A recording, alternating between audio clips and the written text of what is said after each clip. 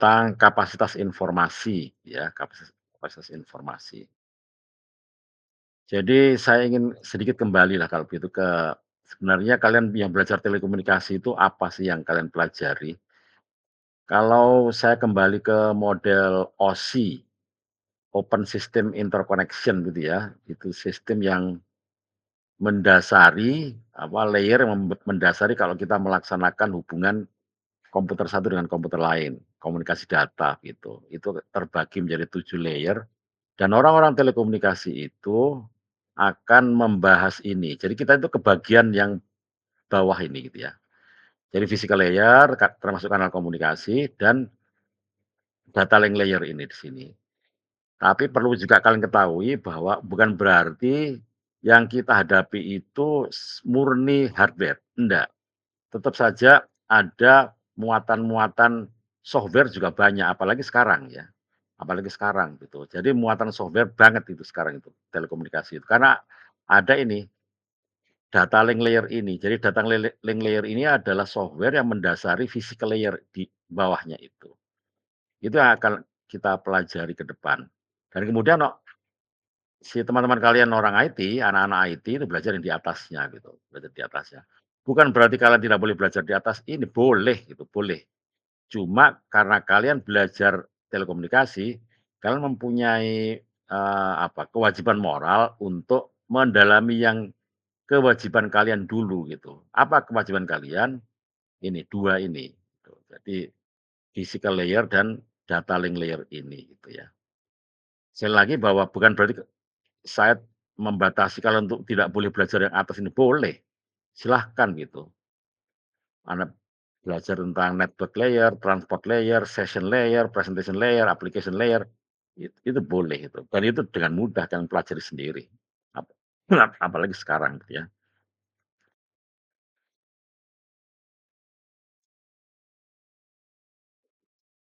Ya. Nah, sebenarnya kita ke pokok persoalan lagi.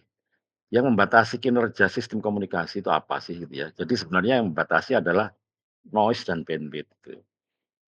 Nanti clear kan noise itu jadi ukurannya adalah ukuran kehandalan telekomunikasi itu kan nanti akan kita bahas kan signal to noise ratio ya.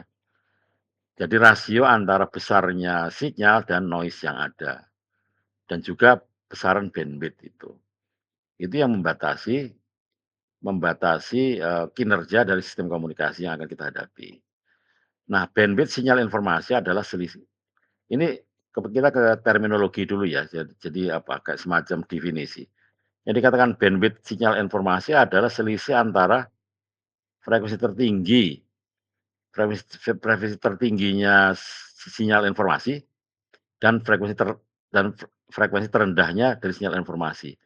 Jadi perlu kalian hati-hati ini karena yang kita bahas ada 2 bandwidth ya, yang satu bandwidth sinyal informasinya, yang satu bandwidth kanalnya. Jadi ada 2 bandwidth, hati-hati. Jadi kalau kita ngomong bandwidth itu, kalian sebagai orang telekomunikasi hati-hati, itu bandwidth kanalnya apa bandwidth sinyalnya gitu, ya. Oke, saya lanjutkan sekarang. Jadi yang dikatakan nah kemudian yang dikatakan bandwidth dari kanal, itu adalah selisih antara frekuensi tertinggi dan terendah yang diperbolehkan melintasi kanal komunikasi itu, gitu ya. Jadi 2 istilah bandwidth ini ya harus kalian saya tidak ingin kalian menghafalnya, tapi kalian pahamilah. Bahwa berbicara perihal tentang bandwidth dan berbicara perihal tentang bandwidth informasi dan bandwidth kanal, itu berbeda gitu ya. Memang sih pada ujungnya sih bahwa 2 bandwidth ini memang harus match, harus sama gitu, agar supaya komunikasi berjalan dengan baik itu. Ini kan maka bandwidth kanal kanal komunikasi harus sama sebenarnya, sama besar gitu ya dengan bandwidth sinyal informasinya, itu kesimpulan kayak gitu kesimpulannya. Contoh misalnya gitu ya, contoh misalnya saya mempunyai voice, jadi saya punya telepon, saya mempunyai kabel telepon.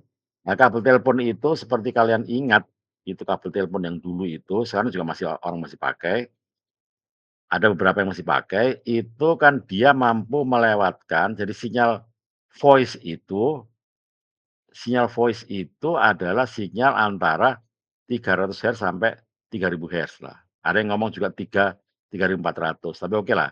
Di contoh ini yang dikatakan sebagai sinyal voice itu adalah sinyal dengan frekuensi terendah 300 Hz dan frekuensi tertingginya 3.000 Hz itu. Dan kemudian dia dilewatkan pada kanal. Apa kanalnya? Kanal telepon. Kanal telepon kabel itu mempunyai bandwidth ini. Jadi dia mempunyai bandwidth antara 300 dan 3.000 juga. Jadi bandwidth-nya itu 2.700 gitu ya. Jadi ini adalah memang artinya memang match lah ini antara lebar bidangnya informasi dan lebar bidangnya kanal memang kayaknya match ini, kayaknya cocok gitu. Oke, saya lanjutkan dengan kapasitas informasi. Nah, kapasitas informasi itu apa? Ini juga istilah, terminologi ini. Yang dikatakan kapasitas informasi adalah ukuran seberapa banyak informasi yang dapat diantarkan melalui sistem komunikasi. Itu kapasitas gitu ya. Itu anulah apa, ya secara umum gampang dihafal itu. Kapasitas informasi menggambarkan deretan simbol-simbol yang dapat dibawa melalui sistem komunikasi dalam ini, dalam satu periode tertentu. Jadi sekali lagi yang dikatakan kapasitas itu adalah simbol-simbol yang lewat gitu ya. Seberapa banyak simbol-simbol yang lewat tapi dalam periode tertentu. Nah, periode tertentu itu bisa macam-macam nanti akan kita bahas. 1 detik, 2 detik gitu ya. Nah, kita akan sampai pada perjanjiannya. Perjanjiannya apa? Per periode berapa gitu, ya. Oke, kemudian deretan simbol yang paling mendasar apa sih ya? Ya digit itu, 0 dan 1 itu, itu ya, yang dikatakan sebagai simbol itu, yang paling gampang kita kenali lah gitu ya. Nah, sampailah kita pada suatu, rumusan mendasar yang dipakai orang sampai saat ini, yang namanya Shannon limit gitu. Jadi rumus Shannon gitu ya. Rumus Shannon ini menyatakan kapasitas informasi itu oleh Pak Shannon ini dia ditetapkan rumusnya kayak gini nih. Jadi informasi itu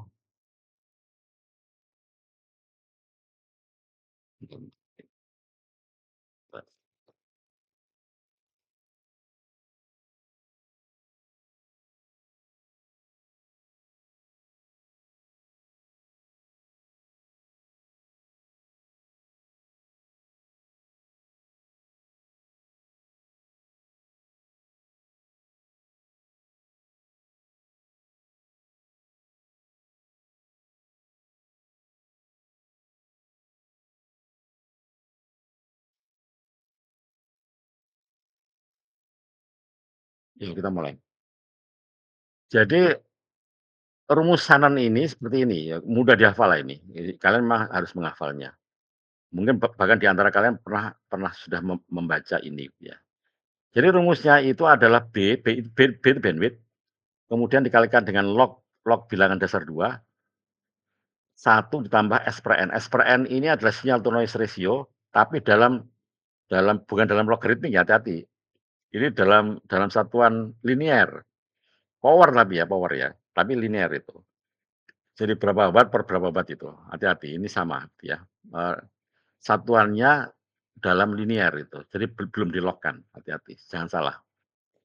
Nah, atau ini 2, atau kalau kalian pakai, bilangan dasar 10 dikalikan dengan ini, 3,32.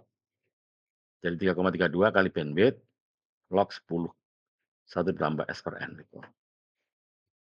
Oke, jadi I-nya itu adalah, yang dikatakan sebagai kapasitas informasi, satuannya adalah bit per sekon, itu perjanjian ya, bit per sekon, jadi bit per detik. Bandwidth-nya dalam hertz, sedangkan S per N-nya adalah power-nya. Jadi rasio atau perbandingan antara antara sinyal, power-nya sinyal dan power-nya noise itu. Ya kalau kalau pakai miliwatt ya miliwatt semua, kalau pakai watt ya watt semua gitu ya. Sehingga memang dia itu tanpa unit, jadi unitless gitu karena perbandingan. Dan perbandingannya perbandingan linear ya, dalam watt. Kalau yang sinyal dalam watt berarti ya noise-nya juga dalam watt. Kalau sinyalnya dalam miliwatt, ya noise-nya dalam miliwatt, itu ukuran kayak begitu. Dan ini kita coba, eee, ada contoh gitu ya, ada contoh kabel telepon. Kabel telepon itu adalah kanal telepon atau sama dengan kanal telepon, dia mempunyai mempunyai, sinyal to noise ratio itu 30 desibel atau 1000 ya, 1000. Jadi 10 pangkat 10 log 1000 gitu, 10 kali log 1000 itu 30 desibel ya. Itu kan nah seperti kita bahas di depan tadi bahwa S per N itu dalam linear. Sehingga kalau soal diketahui 30 desibel, jangan masukkan angka 30 itu, angka 30 desibel itu harus kalian buat persamaan linearnya dulu gitu, bilangan linearnya gitu. Jadi diantilogkan dulu gitu ya. Kemudian dengan bandwidth 2,7 kilo, kita diminta untuk menentukan berapa sih kapasitas informasinya gitu ya, untuk kanal itu, untuk bandwidth, untuk, S per N itu. S per N berapa? 1000, ya toh ini kalian ingat-ingat ini, angka 1000 ini bukan 30 desibel ya, karena yang diketahui biasanya kalau di dalam soal-soal ini yang diketahui adalah sinyal to noise ratio dalam desibel. Tapi untuk rumus Shannon ini bukan dalam desibel, tapi dalam satuan linear gitu. Nah ketemulah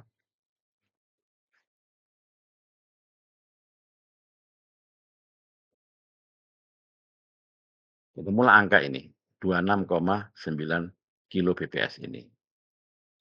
Jadi 26,9 kilo bps ini dapat dengan selamat melewati kanal selebar 2,7 kilohertz itu. Ini lebar lebar bandwidth dari kanalnya gitu ya. Nah ini juga ada pertanyaan mendasar ini, bisa nggak seperti itu ya? Mungkin enggak gitu ya. Jadi kalian melewatkan, kecepatan 26 kbps tanpa apa-apa ya, tanpa apa-apa, tanpa error control kode ini. Kalian lewatkan di apa, kalian lewatkan di kanal kanal teleponi. Itu banyak yang, kalau tukang yang kritis itu, nggak mungkin ini gitu. Makanya saya bilang kan ini teoritis ini. Jadi rumus Shannon ini sangat teoritis itu, rumus Shannon ini. Jadi ingat ya, bahwa melewatkan 2,26 atau 27 kbps pada kanal selebar 2,7 kilohertz itu bisa dikatakan tidak mungkin gitu. Tapi ini rumus ini maksimum berarti. Jadi katakanlah rumus Shannon ini maksimum gitu. Jadi bukan apakah dijamin bisa lewat, enggak, Bang, ini maksimumnya kok gitu ya. Up to kalau kalian langganan, internet ya up to lah, maksimum dia bisa segitu. Tapi apakah bisa segitu? Enggak juga. Secara teoritis iya gitu. Itu yang kalau kan sebagai engineer ya bukan, harus memahami itulah, memahami bahwa rumus-rumus ini adalah rumus ideal itu. Jadi banyak yang kemudian di banyak buku-buku yang kemudian ada pertanyaan ini, apakah mungkin apa, untuk menaikkan terus nilai SNR agar kapasitasnya naik melebihi kapasitas dari bandwidth-nya gitu ya, dengan cara menaikkan SNR-nya gitu. Ya enggak juga sih gitu. Jadi mesti hati-hati dengan rumus ini gitu ya.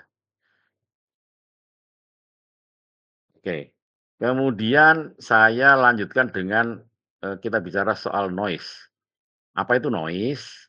Jadi noise itu, terminologi noise itu diartikan sebagai apa, undesirable electrical energy. Jadi ya semacam energi listrik tapi yang tidak diinginkan gitu, yang sama-sama muncul di kanal gitu loh. Jadi dia muncul sama di kanal tapi tidak kita inginkan, bahkan tidak kita bangkitkan itu, tahu-tahu muncul aja gitu. Nah dari mana? Ya dari macam-macam, ya. Nanti kita akan lihat misalnya dari panas sinar matahari itu juga ada, kemudian dari panas sinar matahari ada, kemudian dari apa, yang, misalnya dari dia sendiri itu, misalnya dari distorsi. Jadi kalian membuat rangkaian dan rangkaian itu tidak sempurna, tata letaknya itu juga akan menimbulkan noise dalam bentuk distorsi, itu ya. Jadi itulah yang disebut noise. Jadi noise itu apa sih? Noise itu ya sebenarnya sinyal juga. tapi sinyal yang tidak kita inginkan, yang muncul tiba-tiba begitu saja gitu. Akibat apa ya? Akibat kelalaian itu. Kalau itu istilah saya seperti itulah. Hmm. Nah, ada 2 kategori sih, jadi noise yang correlated dan noise yang uncorrelated itu. Wis gampanglah itu kalau yang correlated itu ya kalau kalian, apa, punya amplifier dan amplifier itu sudah mulai rusak gitu ya, karena sudah mulai rusak akan muncul harmonisa banyak, itu sama dengan yang correlated itu. Jadi bukan apa-apa, karena pada saat dihidupkan dia juga noise-nya juga muncul sehingga correlated. Uncorrelated juga ada, itu maksudnya kalian amplifier dimatikan, amplifier dinyalakan, itu tetap aja ada noise-nya. Itu misalnya noise karena panas gitu, ya akan kita bahas nanti itu. Noise karena, ya noise karena panas akan kita bahas dan itu lebih biasanya dalam analisis-analisis itu yang dipakai karena lebih bisa diprediksi noise karena panas itu. Apalagi sekarang man-made noise, lebih banyak lagi noise itu macam-macam. Yang banyak itu sekarang kan justru yang apa, ini lampu-lampu LED itu kan membuat noise lumayan besar karena apa? Karena lampu itu mengandalkan ini kan, jadi dia itu kan dari osilator itu. Jadi osilator itu osilator gelombang bukan sinus itu, kotak gelombangnya. Ya kalau ada gelombang kotak di sekeliling kita, ya sudah noise ke mana-mana. Nah sekarang itu sudah full noise lah, kita yang di kota besar ini, di kota lah gitu ya, itu full noise. Nah tapi, kita akan bahas yang noise yang lebih mudah untuk apa, diprediksi. Apa itu itu adalah thermal noise ini. Nah apa itu thermal noise? Kita lihat ini. Jadi thermal noise itu adalah noise secara fisik itu ada, jadi secara fisika itu ada. Kita tidak sedang membahas rumus itu ya, rumus itu anggap aja given, sudah urusannya orang-orang fisika lah itu ya. Nah itu ditentukan seperti ini, jadi power noise itu N ya, N itu dikatakan sebagai power noise, noise power ini dalam watt, itu rumusnya adalah KTB, K itu konstanta Boltzmann yang nilainya adalah 1,38 kali 10 pangkat min 23 Joule per Kelvin gitu, dalam Kelvin ya. Dan B adalah bandwidth-nya dalam hertz itu. T-nya dalam Kelvin, T dalam sehingga rumus power noise itu rumusnya adalah KTB, di mana K adalah konstan Boltzmann, T-nya adalah absolute ini temperatur dalam Kelvin dan B adalah bandwidth. Nah, yang banyak dipakai sebagai standar itu yang sebagai tolok ukur itu adalah ukuran noise, power noise pada suhu kamar, room temperatur. Nah, room temperatur itu ditetapkan sebesar secara perjanjian 17 derajat Celcius. Nah, 17 Celcius itu sebesar apa? Ini, ya toh kan 273 toh, jadi ditambah 273. Sehingga yang dihitung adalah Kelvin toh. Jadi, secara perjanjian orang-orang teknis, insinyur seperti kalian nanti akan jadi insinyur, itu yang dikatakan room temperatur itu, temperatur kamar itu adalah 17 derajat Celcius. Nah, kalau dikelvinkan jadi 290 Kelvin. Ini yang menjadi tolak ukur dari pengukuran noise temperatur itu. Oke, kita lanjutkan. Contoh misalnya ini, untuk bandwidth ini ya, jadi misalnya KTB, rumusnya adalah ini kan, 10 log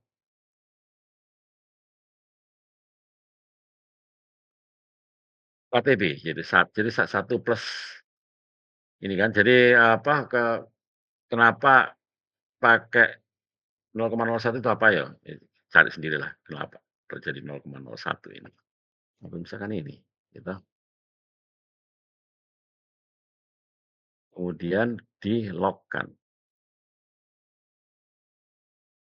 Jadilah ketemunya 10 log KTB. B-nya berapa? 1, bandwidth-nya 1, ya. ini ditambah dengan B-nya keluarkan jadi bandwidth-nya 1. Jadi untuk 1 hertz bandwidth pada temperatur kamar, itu ketemu harga ini, -174 dBm itu, -174 dBm. Ini angka angka keramat ya. Jadi kalau kalian baca buku-buku ini banyak yang tahu-tahu muncul angka min satu -174 dBm gitu ya, di buku apa, manualnya alat-alat itu ya. Kalau kalian sudah di lapangan, itu sering ketemu dengan angka -174 dari mana? Dari sini ngitungnya. Itu adalah noise power untuk bandwidth 1 hertz itu, pada suhu kamar. Suhu kamar dipatok berapa tadi? Berapa tadi? 19, 17, 17 Celcius gitu ya, 17 derajat Celcius. Sehingga ketemulah angka ini, dBm ini. Jadi kenapa dBm, karena saya pakai miliwatt ini, karena miliwatt makanya pakai dibagi dengan 0,001 ini ya. Jadi sama dengan dibagi 0,01 sama dengan kali 1000 toh ini, dibagi dengan 1/1000 ya sama dengan kali 1000. Karena dia pakai dBm ini di sini. Kalau dB saja ya enggak pakai 0,01 gitu loh, ya. Nah, kemudian thermal noise itu sebenarnya dalam satuan apa, RMS, berapa volt sih dia itu ya. Nah, thermal noise itu mempunyai, kalau kalau kita ingin menghitung apa, berapa sih noise itu, noise yang ditimbulkan oleh satu sumber noise lah gitu ya katakanlah, oleh sumber panas itu, dan berapa berapa tegangan, sampai tegangan noise ya, berapa RMS tegangan noise yang sampai pada peralatan yang kita pakai. Nah, pemodelannya hati-hati, seperti ini ya pemodelannya itu. Jadi seperti biasa, sumber tegangan itu dia juga mempunyai tahanan dalam, hati-hati. Dia punya tahanan dalam. Dan dalam pemodelan, tahanan dalam ini agar supaya dia match dengan load, dengan beban, dia harus sama. Jadi antara tahanan beban R load ini dengan R beban harus sama gitu, gitu. Nah, kalau sama berarti tegangan yang muncul, tegangan sumbernya berapa ini kan Vn ya. Tegangan sumbernya kan Vn ini. Nah, Vn ini kemudian yang muncul di radio kita itu apa, ya ini kan, kan sama tegangannya di sini. Karena kenapa kok tegangan sama? Karena ini kan tahanannya sama. Antara tahanan beban dengan tahanan tahanan dalam dengan tahanan beban ini kan memang sama gitu. Masih ingat rumus Thevenin kan? Jadi rumus Thevenin itu rumus agar supaya power itu disalurkan dengan sempurna, maka diharuskan tahanan beban ini harus sama dengan tahanan dalam ini harus sama dengan tahanan beban, gitu ya. Oke, kalian harus ingat rumus rumus apa, rumus rangkaian listrik tentang, pengaliran daya yang sempurna gitu ya, rumus Thevenin itu. Jadi untuk maksimum transfer noise power gitu ya, maka R itu harus sama dengan ini kan, maka R ini harus sama dengan RI, jadi tahanan dalam ini gitu. Sehingga tahanan yang muncul di sini itu separuhnya, bukan bukan Vn, tapi separuhnya Vn, karena dibagi 2 kan, antara tahanan dalam dengan tahanan beban di sini. Maka VR yang muncul di sini adalah tegangan RMS-nya noise dibagi 2 gitu kan. Nah, kembali kepada ini, rumusnya power noise ya. Masih ingat power itu adalah tegangan kuadrat bagi R. ya ya, tegangan kuadrat dibagi R. Nah, tegangannya berapa? Kan ini tegangannya. Tegangannya kan Vn/2. Ini bukan N/2 ya, ini Vn ini bawah ini nulisnya ini. Hati-hati, jangan bingung. Ini Vn/2 kuadrat dibagi R. R-nya apa? Ya kan tahanannya dia gitu, ya. Sehingga kalau N ini saya ke bawah kan jadi 4R. Ingat ya, hati-hati ini, hati-hati ini. Sehingga Vn kuadrat ini, kalau saya pindah ke sebelah kiri, Vn kuadrat sama dengan 4R KTB. Kalian lihat dengan seksamalah, apa sih, rumus sederhana ini, awas jangan salah. Ketemulah tegangan RMS yang muncul di sini, itu besarnya adalah 4R KTB, ya. Artinya apa? Jika diketahui tadi itu, jika diketahui noise power-nya KTB, berarti tegangan yang muncul di alat itu, alat kita itu adalah dengan tahanan R, sama dengan akar 4R KTB, seperti itu, ya. Oke.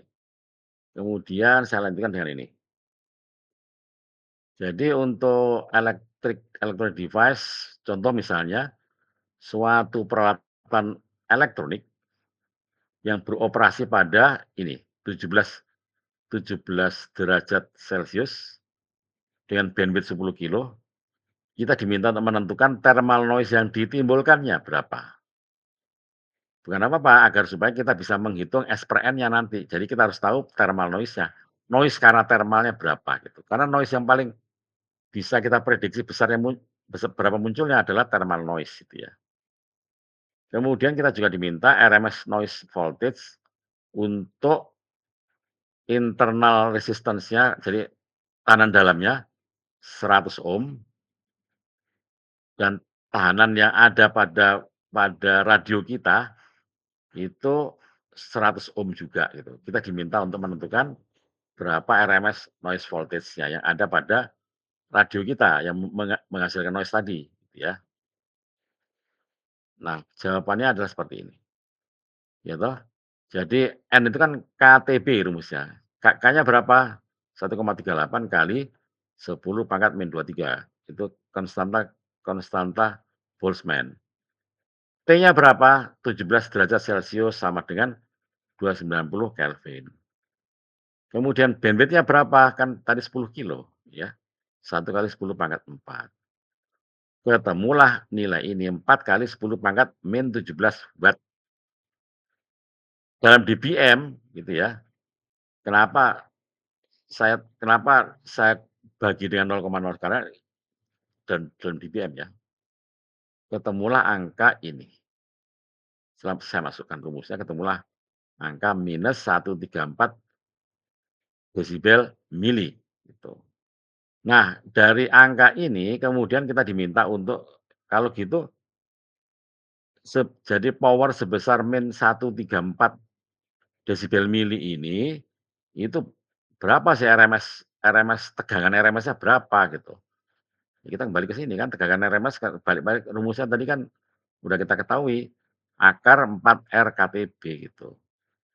Jadi R-nya diketahui berapa tadi, R-nya kan diandaikan bahwa tegangan internal dari noise-nya itu adalah 100 ohm dan tegangan dari apa, tahanan kita dari peralatan kita adalah 100 ohm juga, ya, sehingga kita masukkan rumus ini. R-nya ini sama dengan berapa ya, 100 kan?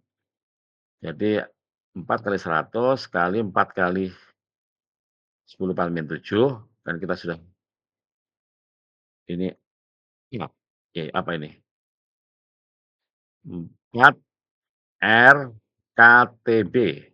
Oh, KTB ini. KTB itu sudah ketemu 4 kali 10 pangkat min 17. Ketemulah angka 0,1265 mikrovolt itu. Jadi tentu saja dalam RMS ya, RMS itu, tegangan rata-ratanya. Oke, seperti itu. Nah, kemudian saya sudah katakan tadi, ada noise yang lain itu. Ini noise yang uncorrelated ya. Jadi noise yang kita hitung sekarang itu thermal noise uncorrelated. Artinya apa? Alat kita dinyalakan mau tidak dinyalakan, noise itu sudah ada. Asal ada panas itu. Panas dari apa ya? Dari matahari bisa kan? Panas itu. Kan panas bumi lah, panas yang muncul di permukaan bumi. Itu menghasilkan noise itu dia. Itu seperti itulah. Jadi tidak usah kita berdebat masalah itu karena itu sudah urusannya orang fisika. Tapi itu memang ada kenyataan seperti itu. Jadi semakin panas kondisinya, noise-nya semakin tinggi, itu sudah diukur orang gitu ya. Jadi kita tidak perlu membantahnya. Karena itulah kemudian peralatan kenapa alat-alat alat elektronik itu harus didinginkan gitu. Karena panasnya suhu menyebabkan kenaikan apa, kenaikan noise gitu. Nah, kenaikan noise itu akan menurunkan kinerja dari sistem, kan seperti itu. Nah, sekarang correlated. Correlated itu noise karena apa? Noise kan ini jadi distorsi harmonisa gitu ya. Kita lihat apa yang dimaksud dengan harmonisa gitu. Jadi kalau saya mempunyai gelombang gelombang kotak gitu ya, gelombang yang tidak sempurna. Kan gelombang dikatakan sempurna itu kalau sinus ya, semakin sinus. Nah, semakin bukan sinus dia akan mempunyai anak banyak gitu.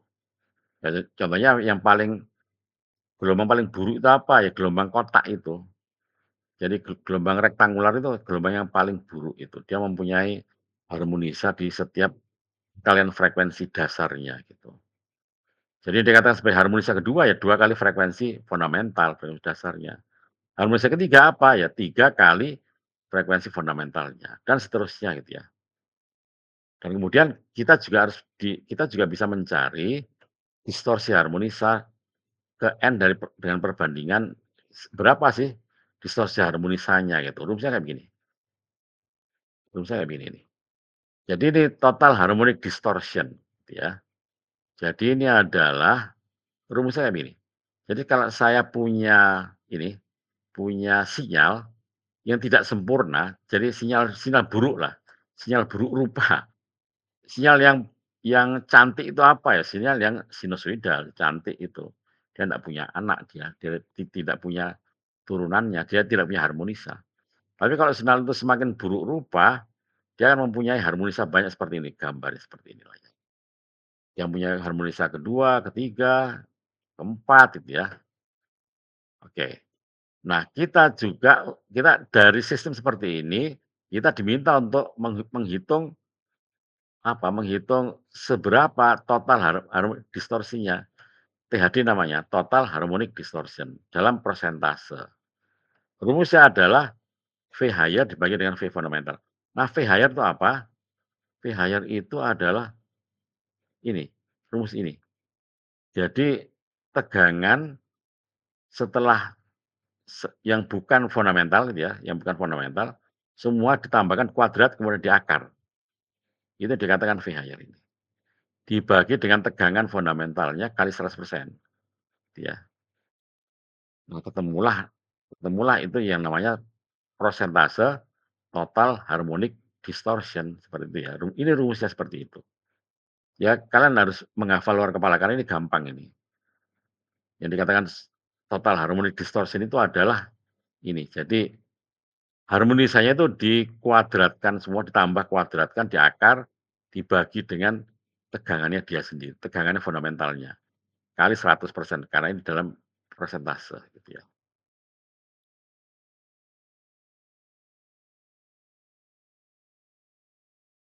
Kemudian kedua, contohnya sekarang contoh gitu ya. Kita diminta untuk ini ada harmonisa kedua, harmonisa ketiga, harmonisa ke-12 dari frekuensi 1 kilo gitu.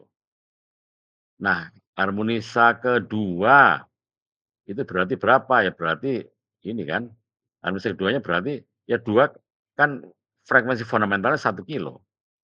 Jadi harmonisa kedua berapa frekuensinya? Ya 2 kilo. Harmonisa ketiga berapa frekuensinya? Ya 3 kilo.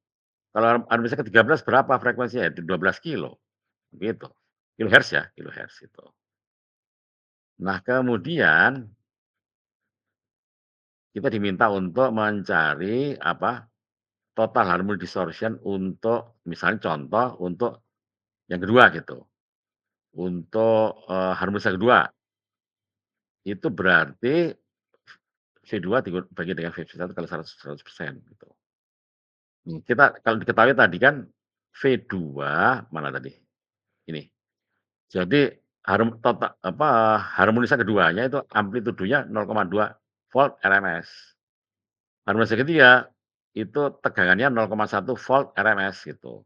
Nah, kita diminta untuk harmonisasi kedua itu berapa?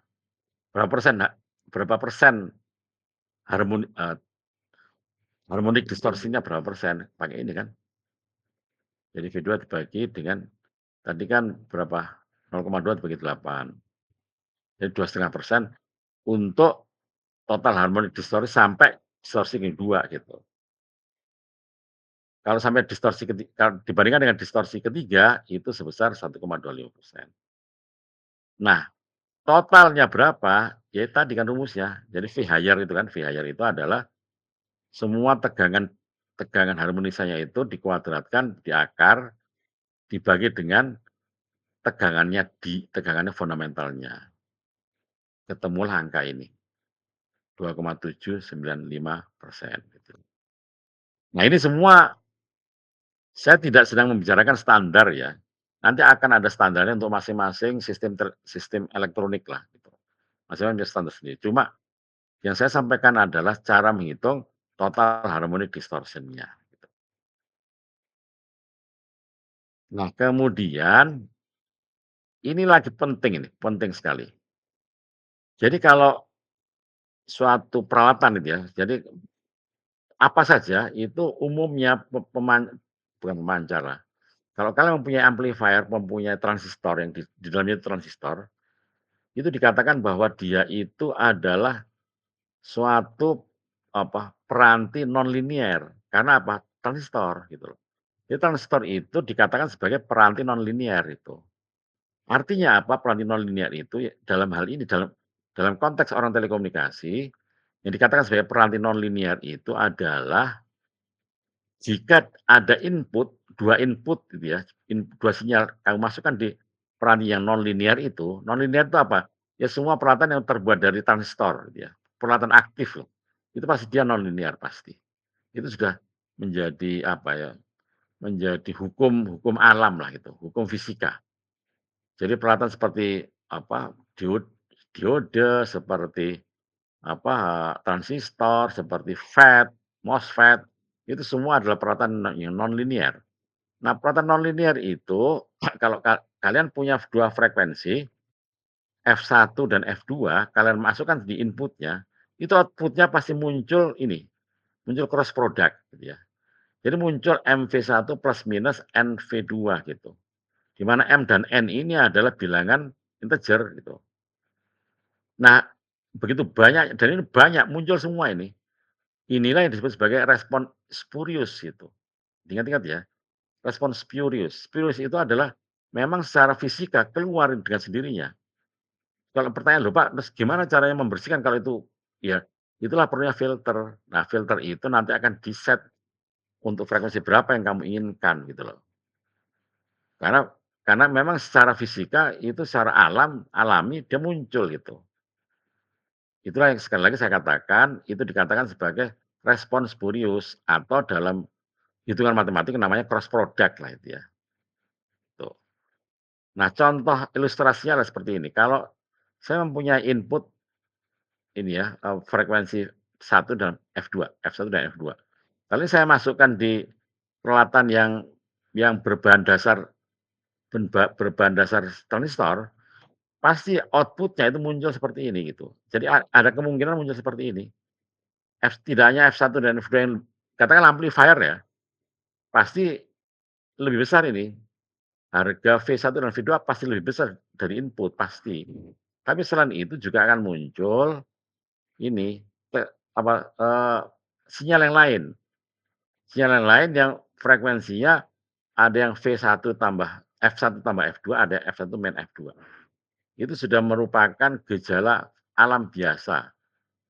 Makanya kemudian kalau yang kalian perlukan adalah F1 plus F2, ya ini difilter sendiri gitu, yang lain dibuang, gitu. Itulah kira-kira. Jadi artinya, ya spurious respon itu sebenarnya apakah dikatakan merugikan, apakah menguntungkan? Ya dalam hal ini menguntungkan, karena memang seperti itu, apa, gejala alam biasa. Nah, apa yang kita butuhkan, ya kita ambil itu, itu ya. Contohnya misalnya untuk nonlinear amplifier, dia mempunyai 2 input, frekuensinya yang satu 3 kilo, yang satu 8 kilo, 8 kHz ya. Kemudian kita diminta untuk first 3 harmonic yang muncul pada output dari masing-masing input.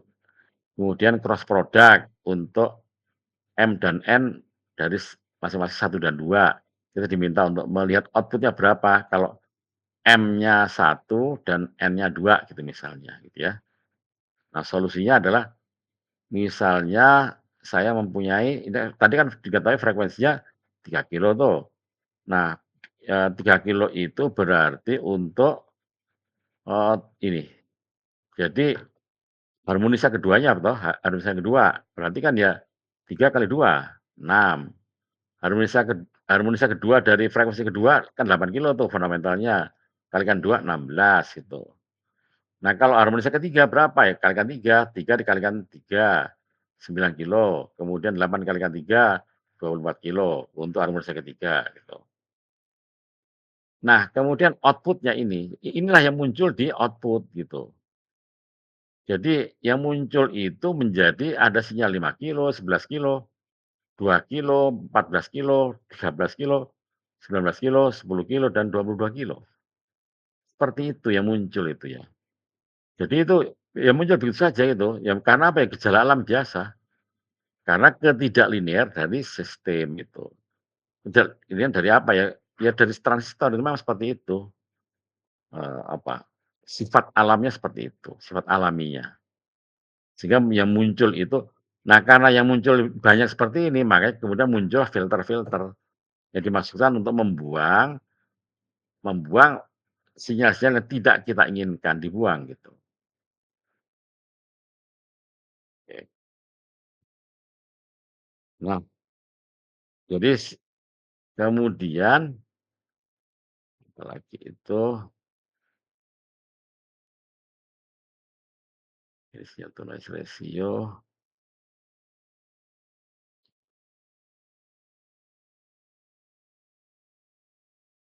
oke kita tambah sedikit lah tentang sekarang kita coba sinyal to noise ratio kita bahas ya. Jadi sinyal to noise ratio itu kan power ya, jadi bukan bukan tegangan, hati-hati.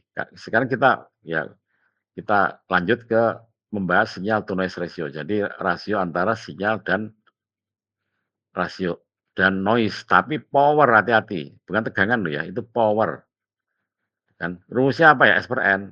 Nah, makanya PS sebagai PN gitu ya. Seperti ini kan rumusnya 10 log PS sebagai PN, seperti itu. Semua dalam watt. Nah, kalau ingin diketahui tegangannya seperti inilah. Jadi kan V kuadrat per R in dibagi V kuadrat per R out itu ya. Nah, S per N dalam tegangan itu juga akhirnya jadi seperti ini kan, jadi 20. Makanya angka 20 itu dari sini, hati-hati ya. Jadi pertama yang dibandingkan itu pasti power, pasti. Sehingga power itu kan rumusnya Pak 10 log kan. Nah, kenapa pada saat kita memakai tegangan kok jadi 20? Itu karena ini. Karena kan power itu rumusnya V kuadrat dibagi R ya. Nah, karena itulah kemudian pada saat kita S per N dalam satuan volt, itu yang muncul adalah 20 log ini. Bukan 10 tapi 20 log, karena yang kita pakai adalah yang kita bandingkan tegangannya gitu. Terus kalau tanya, "Loh Pak, itu mana R-nya kok nggak dipakai?" Loh, R-nya kan kita sudah anggap sama tadi. R sumber noise-nya kan sama dengan R yang ada pada radio kita. Karena sama ya berarti kan bisa saling menghilangkan ini, kan dicoret ini. Seperti itulah rumusnya. Ya, ini contohnya terakhir ini untuk malam ini. Jadi contohnya untuk amplifier dengan power, apa ini, sinyal power 10 watt dan noise power-nya itu 0,01 watt, kita diminta untuk menghitung noise sinyal to noise ratio-nya. Oke, kita hitung sekarang. Nah, hati-hati bahwa sinyal to noise-nya dalam watt ya, dalam power ya. Jadi PS dibagi PN. PS-nya berapa? Sekarang 10 watt tuh. Dibagi 0,01 watt. Ketemulah angka 1000. Nah, 1000 itu dalam desibel apa ya? Tinggal aja dikalikan 10 log gitu. Dari 10 log 1000 ketemulah angka 30 desibel. Itu hati-hati dalam mengukur apa istilah S per N desibel dan S per N linear itu hati-hati. Karena apa? Pada saat tadi itu kita menghitung apa kapasitas kanal dalam Shannon, itu S per N-nya hati-hati bukan dalam desibel ya, itu dalam satuan linear, dibagi dalam satuan linear. Jadi watt dibagi watt tanpa ada log-nya gitu. Kemudian ini masih ada ini. Oke, kita sampai di sini aja. Nah, kita minggu depan lagi kita lanjut. Terus, ada pertanyaan sampai di sini? Silakan.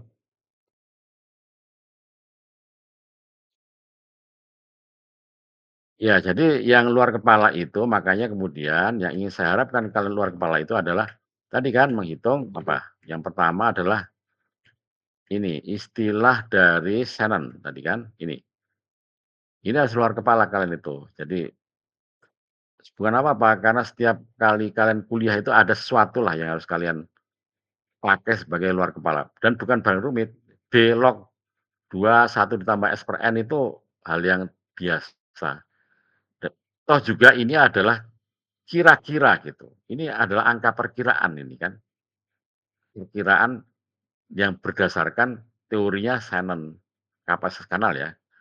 Perkiraan kapasitas kanal berdasarkan teorinya Shannon. Itu harus kalian hafalkan. Kemudian istilah ini sekarang, apa terminologi itu? KTB rumusnya. Nah, kenapa kok keluar angka -174? Nah, karena secara konvensi biasa dipakai istilah temperatur kamar itu adalah berapa? 17 derajat Celcius sama dengan 290 Kelvin. Nah, itu kalau dihitung ketemulah angka -174 desibel mili ya. Itu yang harapan saya kalian hafal. Itu maknanya apa? Bahwa noise power dalam bandwidth kan rumusnya noise power kan KTB. Nah, bandwidth-nya 1 hertz itu dan itu menjadi dasar dari, dasar dari standar alat-alat komunikasi yang ada di dunia ini. KTB yang B-nya adalah 1 hertz, bandwidth 1 hertz itu. Kemudian kemudian tambahan ini perhitungan bagaimana mencari tegangannya, kalau kita ketahui power-nya, kita cari tegangannya, kalian jangan jangan salah untuk menurunkan rumusnya ini, gitu ya. Kita ketemu rumusnya ini, dari rumus KTB tadi kok bisa ketemu akar 4 RKTB gitu ya, hati-hati. Ya baik sampai di sini ada pertanyaan? Kalau tidak ada pertanyaan, 3 hal tadi harus kalian camkan menjadi, apa, menjadi penanda bahwa kalian pernah belajar tentang dasar-dasar alat komunikasi. Kita lanjutkan kuliah minggu depan, kuliah saya tutup. Assalamualaikum warahmatullahi wabarakatuh. Waalaikumsalam warahmatullahi wabarakatuh. Terima kasih. Waalaikumsalam warahmatullahi wabarakatuh.